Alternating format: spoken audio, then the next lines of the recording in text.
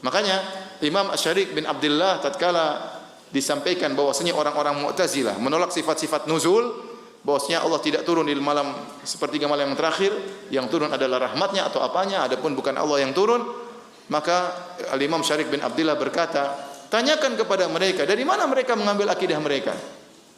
Yang ngomong seperti itu siapa? Kalau kami mengambil dari Al-Quran dan Sunnah, dari para tabi'in, dari para salaf. Kalau mereka ngomong seperti itu, dari mana ngambilnya? Makanya kalau ada orang yang menolak sifat, tanya, kamu akidahnya dari mana? Dari mana ngambilnya? Makanya tidak semua orang dikatakan salafi. Disinilah perbedaan antara manhajus salaf dengan yang lainnya, ikhwan. Kenapa penting kita memahami manhaj salaf? Karena manhaj salaf adalah berpegang teguh dengan apa yang diyakini oleh para salafus saleh, bukan orang belakangan. Kemudian datang orang mengatakan semuanya salafi. Bagaimana semuanya salafi? Kemudian dikatakan ya Islam itu ya salafi. Benar, Islam, salafi bagian dari Islam. Ya, tetapi Islam bermacam-macam. Salaf ini untuk membedakan mana pemahaman yang benar dengan pemahaman yang tidak benar. Pemahaman yang benar diambil dari pemahaman salaf, para sahabat, para tabi'in, para tabi'ut tabi'in. Dalam masalah akidah, ngambil dari mana? Kita ngambil dari para salaf. Tadi saya sebutkan para ulama. Saya sebutkan para ulama yang tinggi hidup di abad kedua dan abad ketiga, yang mereka menemukan bid'ah-bid'ah seperti ini, maka mereka bantah. Mereka bantah.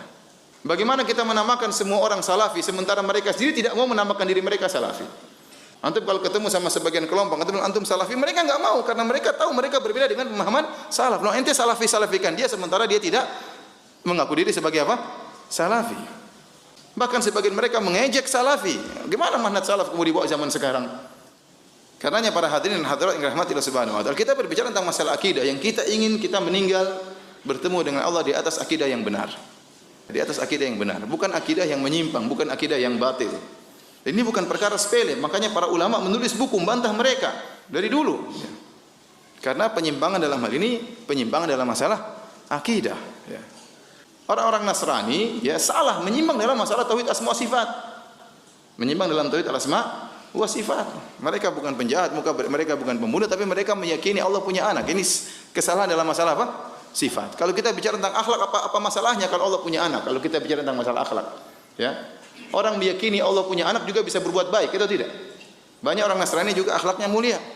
Sebagian orang menggampangkan, sudah kita masalah enggak usah dibahas, enggak masalah. Yang penting kita baik-baik. Orang Nasrani juga baik. Allah menyatakan mereka sesat bukan karena mereka berakhlak buruk, mereka akhlaknya baik orang Nasrani. Tapi mereka dikatakan sesat karena salah berakidah tentang siapa?